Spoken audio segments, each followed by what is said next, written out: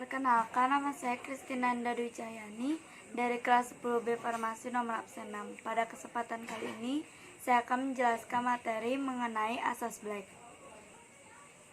Kita mengetahui bahwa kalor berpindah dari satu benda yang bersuhu tinggi ke benda yang bersuhu rendah. Perpindahan ini mengakibatkan terbentuknya suhu akhir yang sama antara kedua benda tersebut. Pernahkah kalian membuat susu atau kopi? Sewaktu susu diberi air panas, kalor akan menyebar ke seluruh cairan susu yang dingin, sehingga susu terasa hangat.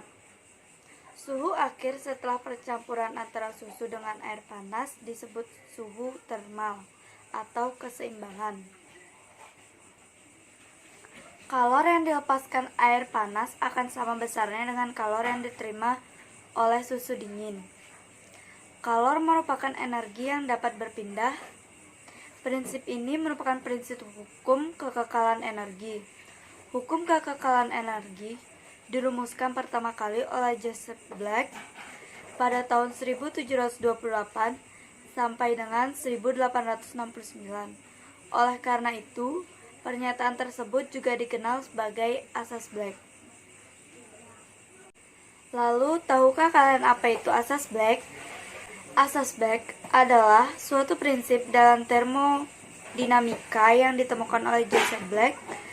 Asas ini menjabarkan beberapa hal, yaitu sebagai berikut.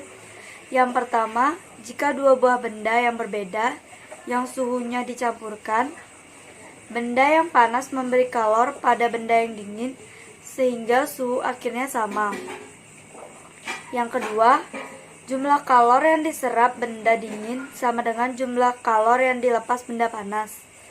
Yang ketiga, benda yang didinginkan melepas kalor yang sama besar dengan kalor yang diserap bila dipanaskan. Bunyi asas Black. Bunyi asas Black adalah sebagai berikut. Pada pencampuran dua zat, banyaknya kalor yang dilepas zat yang suhunya lebih tinggi sama dengan banyaknya kalor yang diterima zat yang suhunya lebih rendah. Penerapan asas Black dalam kehidupan sehari-hari. Yang pertama yaitu ada penentuan nilai pembakaran suatu bahan bakar atau LHV atau HHV atau GHV. Yang kedua, penentuan kapasitas beban pendinginan mesin atau cooling water rate.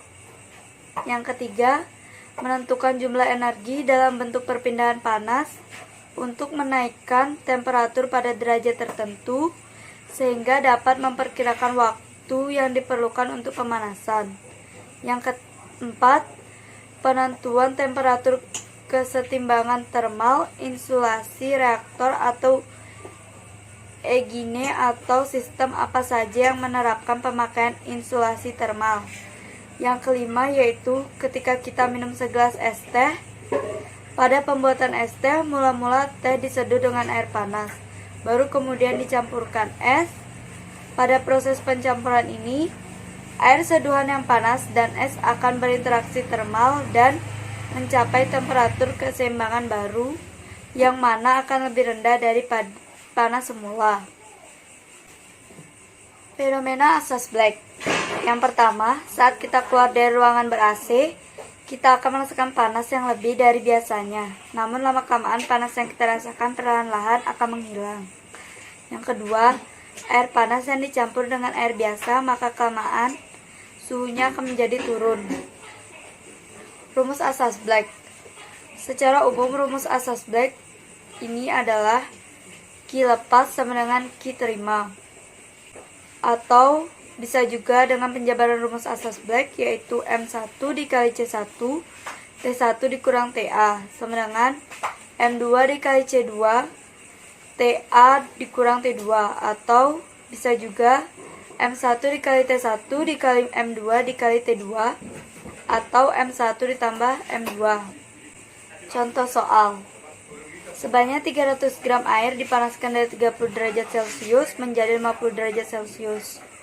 Jika massa jenis air adalah 1 kal atau G derajat Celcius atau 4200 J per kgK, tentukan yang A, banyaknya kalori yang diterima air tersebut, dalam kalori.